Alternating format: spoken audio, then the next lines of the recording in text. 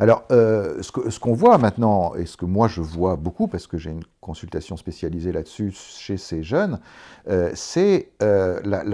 au-delà des interrogations, des fluidités, des atermoiements, etc., c'est un vrai questionnement qu'on peut qualifier de transgenre, c'est-à-dire ce sont des garçons qui souffrent dans leur corps de garçons, qui se sentent être filles et qui veulent devenir filles, et des filles, à l'inverse, qui se sentent garçons et qui veulent devenir garçons. Ces jeunes, aujourd'hui, sont très en contact sur Internet avec tout un tas de sites où ils rencontrent d'autres jeunes qui sont dans la même situation qu'eux. Alors, il faut vraiment accompagner ces situations pour deux raisons. D'abord, parce que si on est dans une vraie dynamique de changement de sexe, c'est une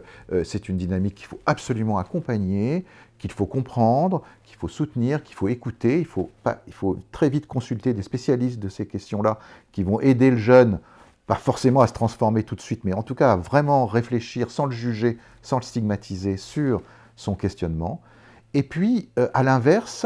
il y a des jeunes, et j'en vois, hein, qui sont un peu en interrogation, comme tous les jeunes, sur leur identité, et qui s'identifient trop vite, qui s'affilient trop vite à des groupes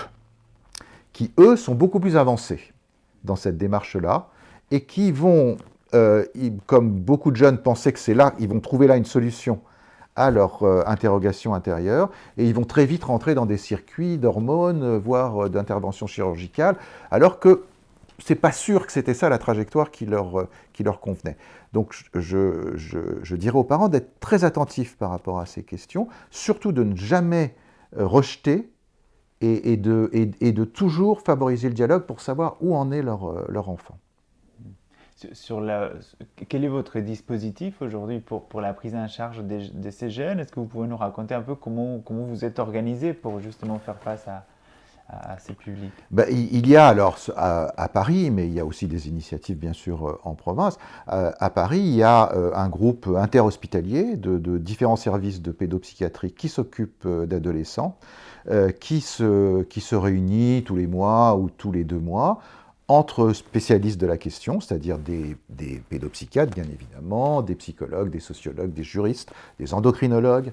on étudie les dossiers de tout un tas de jeunes et de leurs parents, bien évidemment, qui s'adressent à l'une ou l'autre consultation, et donc on prend des décisions collégiales pour savoir en discutant entre nous, qu'est-ce qu'on fait. Par exemple, vous savez, il y a des jeunes prépubères qui sont tellement mal dans leur peau, de garçons ou de filles, qu'on a la possibilité de retarder leur croissance, d'arrêter leur puberté, ce qui sur le plan physique n'est absolument pas dangereux, mais ce qui nous donne 1 an, 2 ans, 3 ans pour réfléchir avec eux, pour prendre le temps de savoir où ils en sont exactement par rapport à leur identité.